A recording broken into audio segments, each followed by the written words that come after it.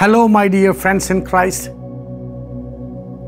యేసుక్రీస్తు ప్రభు నామములో మీకందరికీ శుభములు తెలియచేస్తూ ఉన్నాను. మీరందరూ క్షేమమే కదూ? మీరు క్షేమంగా ఉండాలని, మీరు దినదినము అభివృద్ధి చెందుతూ ఉండాలని మీ కొరకు మానక ప్రతిరోజు ప్రార్థన చేస్తూ ఉన్నాం.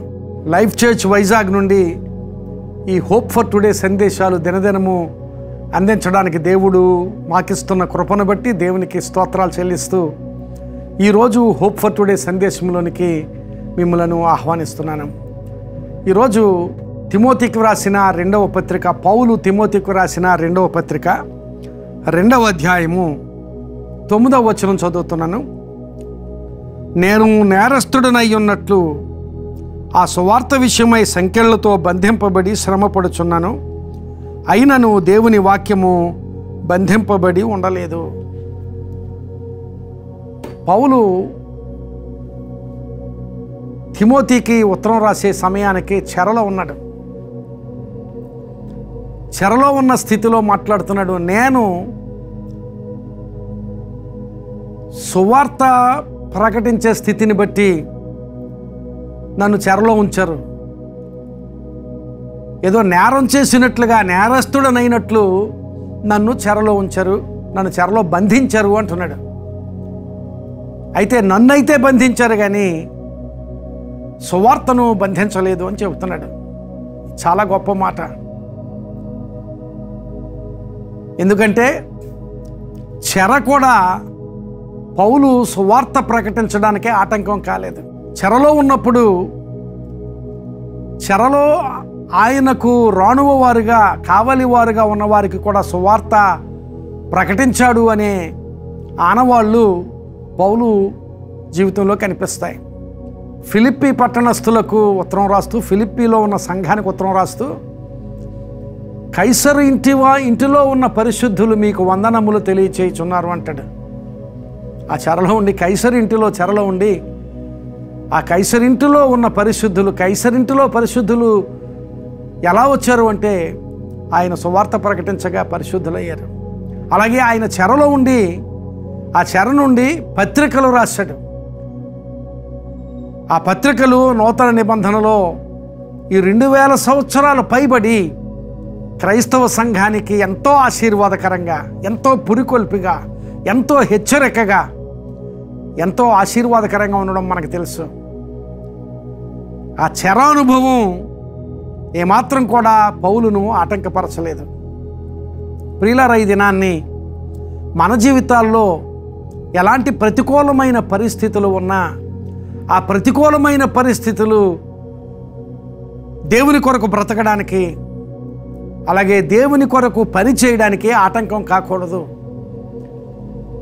ఆ పరిస్థితుల్లో సహితము దేవుని కొరకు బ్రతకాలి, అలాగే దేవుని పని చేయగలగాలి. అట్టి ఆశీర్వాదకరమైన అనుభవాన్ని పౌలు ఆ వాక్యంలో చూపిస్తూ ఉన్నాడు. ప్రతికూలమైన పరిస్థితులు ఉన్నప్పటికీ దేవునిలో సంతోషంగా ఉండగలిగే స్థితి.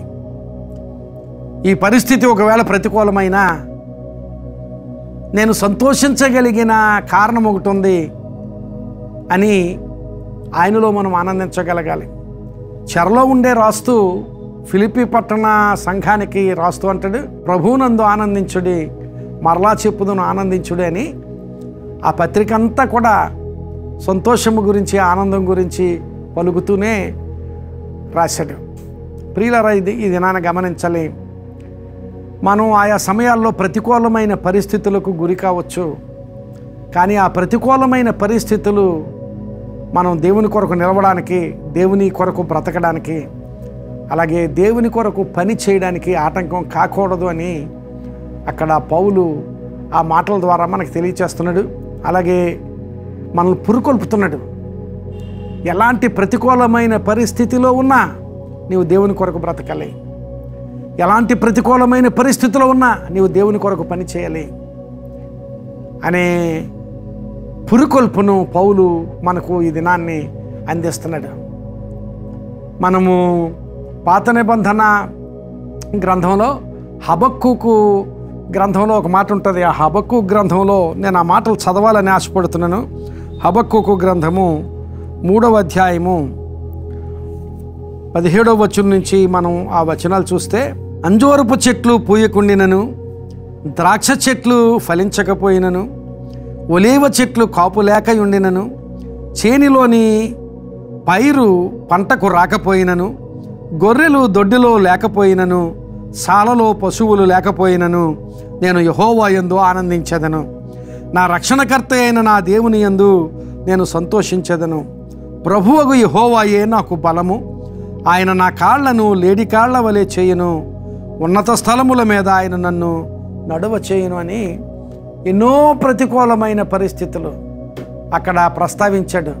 ద్రాక్ష చెట్లు పూయకపోయినా, చేనులో పైరు లేకపోయినా, దొడ్డిలో గొర్రెలు లేకపోయినా, సాలలో పశువులు లేకపోయినా ఎన్నో ప్రతికూలమైన పరిస్థితులు చెప్పాడు. అన్ని ప్రతికూలమైన పరిస్థితుల మధ్య నా దేవుని యందు నేను ఆనందిస్తాను. ఆయన నా కాళ్లను లేడి కాళ్ల వలె చేయను. గమనించాలి, లేడి గొంతులు వేసినట్లుగా సంతోషముతో గొంతులు వేసినట్లుగా అలాంటి సంతోషంతో నేను ఉంటాను. ప్రభువుని కలిగిన వాడు ఎలాంటి ప్రతికూలమైన పరిస్థితుల్లోనైనా సంతోషంగానే ఉంటాడు. అందుకనే పౌలు అలాంటి చరానుభవాల్లో కూడా చాలా గొప్ప సంగతులు చెప్పాడు. నన్ను బలపరచువానిని బట్టి నేను సమస్తమును చేయగలను అన్నాడు. మనం ఊహించు వాటికంటే, మనం అడుగు వాటికంటే అత్యధికముగా చేయడానికి శక్తిగల దేవుడు ఆ దేవుడు అని చెప్పాడు. అలాగే ప్రభు యొక్క మహాశక్తిని బట్టి ఆయన యందు ఆనందించుడి అని చెప్పాడు. ఈ దినాన్ని ప్రియులరా, మనకు ప్రతికూలమైన పరిస్థితులు ఈ లోకంలో కలగడం సహజమే. అయినప్పటికీ కూడా ఆ ప్రతికూలతలో కూడా ప్రభు కొరకు నిలవబడగలగడానికి, ప్రభు కొరకు పని చేయడానికి, మనం ఆయనలో ఆనందించడానికి మనం నిర్ణయం చేసుకుని ముందుకు సాగితే దేవుడు గొప్ప కార్యాలు మన జీవితాల్లో చేస్తాడు. గొప్ప కార్యాలు మన జీవితాల ద్వారా కూడా చేసి పౌలు వలె అనేక మందికి ఆశీర్వాదకరంగా మనల్ని చేస్తాడు. పౌలు ఒక తరానికి కాదు, ఎన్నో తరములకు ఆశీర్వాద కారణమయ్యాడు. ఎందుకంటే చెరలో సహితము దేవుని కొరకు బ్రతికాడు, చెరలో సహితము దేవుని కొరకు పనిచేశాడు.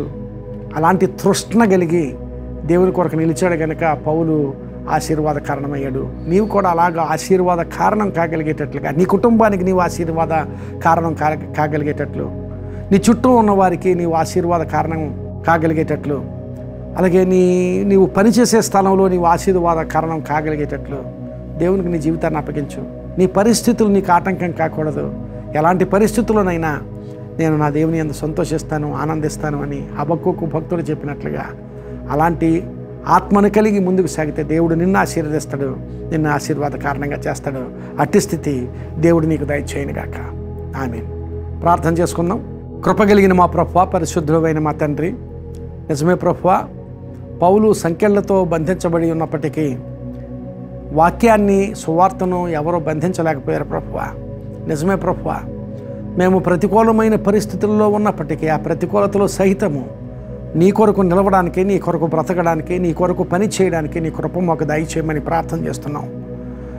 ప్రతికూలమైన పరిస్థితుల్లో ఉన్నప్పటికీ నీ యందు సంతోషించగలిగే అనుభవాలు ఈ మాటలు విన్నవారికి అందరికీ దయచేసి ఆశీర్వదించమని, వారి అవసరతల్లోనూ వారి సమస్యల్లోనూ సహాయం చేయమని, నీ కృప వారికి మెండుగా దయచేసి వారిని, వారి కుటుంబాలను ఆశీర్వదించమని ప్రార్థన చేస్తూ యేసు నామమున అడుగుచున్నాను తండ్రి. ఆమేన్. God bless you friends. Have a wonderful day. ఈ సందేశం మీకు పురికొల్పుగా ఉంటే మీకు తెలిసిన వారికి అందరికీ షేర్ చేయండి. వారికి మీరు ఆశీర్వాద కారణం అవ్వండి. తద్వారా దేవుని ఆశీర్వాదాలు మీరు పొందుకోండి. God bless you.